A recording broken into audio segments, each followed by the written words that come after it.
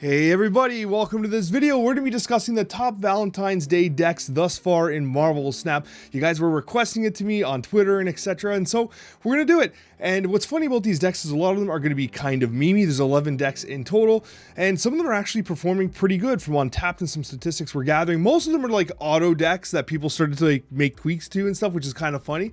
But regardless, we're going to talk about all that. But before that, let's talk about the cards that are actually seeing the buffs. You're going to notice right here, we got an infographic that was generated by one of my good friends and one of the best Marvel Snap YouTubers, Drew Barry. I'm always looking for a reason to shout out Drew Barry. So down in the description below, you're going to have a link to his YouTube and a link to his Twitter where he creates a lot of these infographics basically on release of any information. He does a remarkable job really making good, clear graphics that help you understand patch changes and things like that. So really recommend you checking out Drew Barry. Love the guy, fellow Canadian. Regardless, let's take a look at some of the cards that are getting buffed together. We have the Angela Sera combination getting +1 each. And the way it works is once you play Angela, Sera gets the buff, and once they're both down, they both get the buff, right?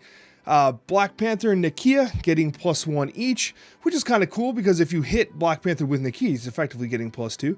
You have Captain America and Agent 13 getting +2, which is pretty significant, honestly. Invisible Woman and Mr. Fantastic both getting +2 if they're on the field. +1 to Iron Man and Rescue, a little poo-poo. Then we have the Miles Morales and Ghost Spider, each getting +1. And then we have She-Hulk and Daredevil, which is going to be a remarkably easy combination to pull off. Really powerful. +2 to each of them. Star-Lord and Gamora, we have +1.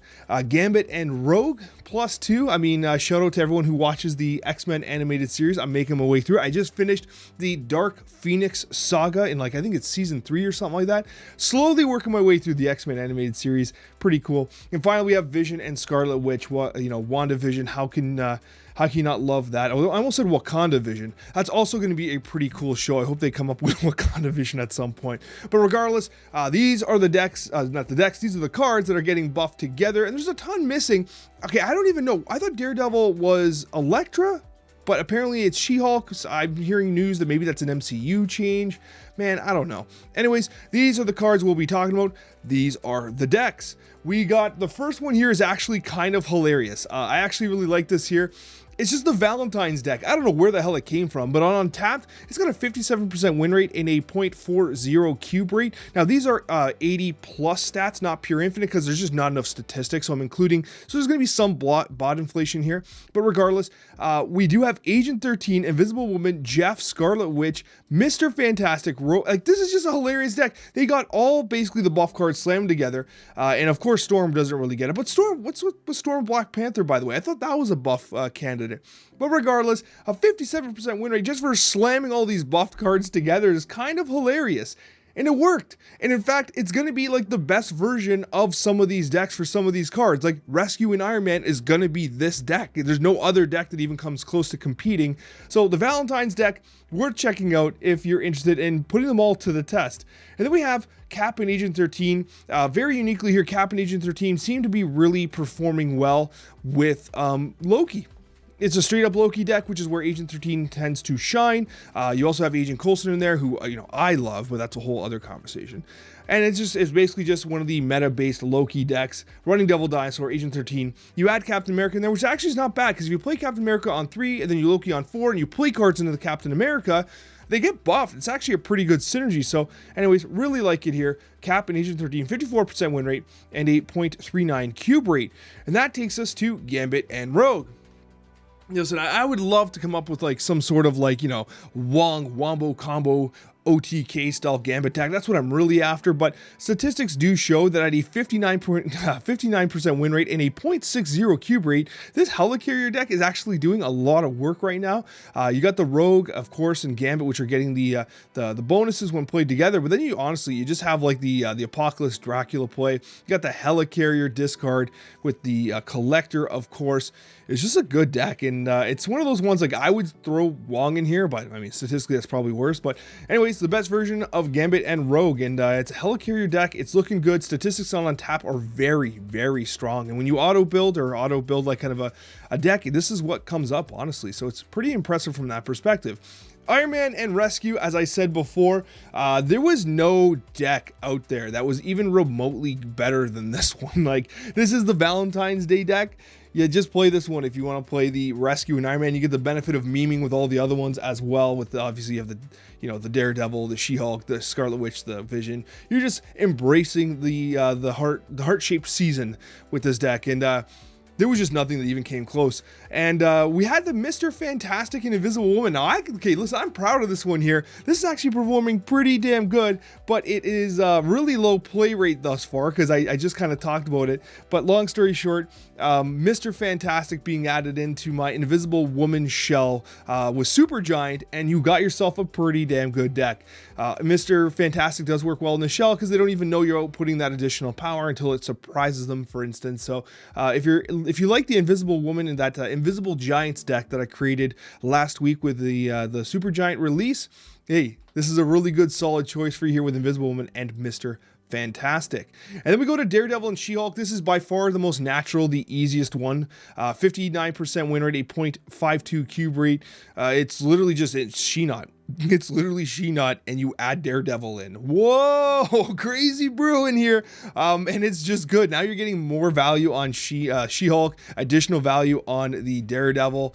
It's just free real estate. It's just free real estate, I guess, right? So I kind of like it, and you find out, you know, if, you know, you're going to give some leech value, I suppose, but really not that much anyways. But anyways, I like the deck. It works. She-Hulk is just always good. And this is if you're looking just to rank up and like, okay, I want to take advantage of the event but not be stupid about it, this is probably the deck you end up playing. And that takes us to the next deck here, and it's Angela and Sera. You got this Sera control style shell with Angela in there. It's actually not what I would like, you know, I looked at some Kitty Pryde based statistics and stuff. Kitty Pryde's just so weak right now. Kitty Pryde, Elsa are so bad.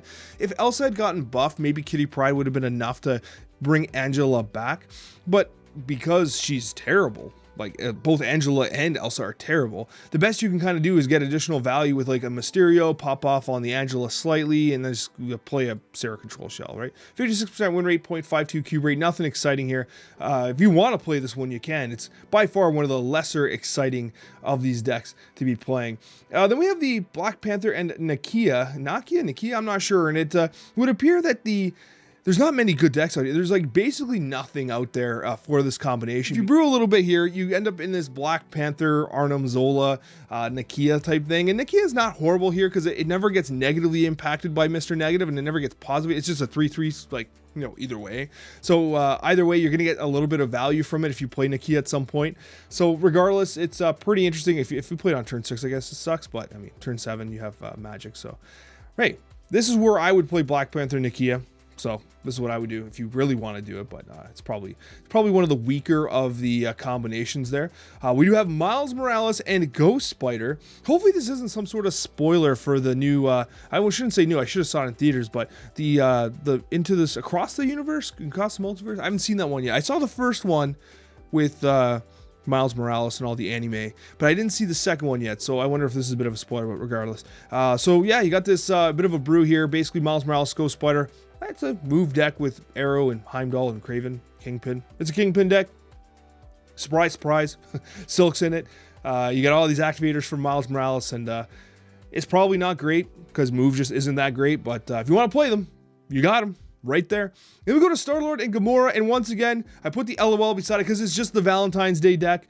I tried to see if, like, okay, there was some, like, lockdown Gamora decks, but, like, Star-Lord was so bad always and never replacing like a Zabu or something else that was actually good on turn 2, like a Jeff. Like, how do you replace Jeff with Star-Lord? So realistically, you end up playing the Valentine's Day deck. So that's going to be the best one for Star-Lord and Gamora, and even like auto building and auto deck creation, just like, hey, you should just play this one. So anyways, if you want to do Star-Lord and Gamora, that's your choice. And that takes us to Scarlet Witch and Vision, and this one's actually pretty damn solid. What you got here is the control deck. That's basically near the top of the meta, the lockdown control deck with Alioth, Dr. Doom, Storm, Vision, JJ, and you just had Scarlet Witch there. And it's just good. It plays well. 55% win rate, 0.49 cube rate. Would probably be one of the more competitive ones if like you're actually infinite and playing against, you know, players and trying to actually rank up and stuff. This would be probably the one I'd lean towards playing. If you want a full meme and just take advantage of all the buffs, and of course the Valentine's Day deck's where it's at. But ultimately, this is what people wanted to talk about here. These are early statistics, of course. Things will change over the course of the couple weeks, and I will have in my Decks of the Week series this week. Well, of course, take into account the event going on. So anyways, guys, subscribe if you're not subscribed already. Keep up to date with all that great stuff, and we'll see you on that next Marvel Snap video.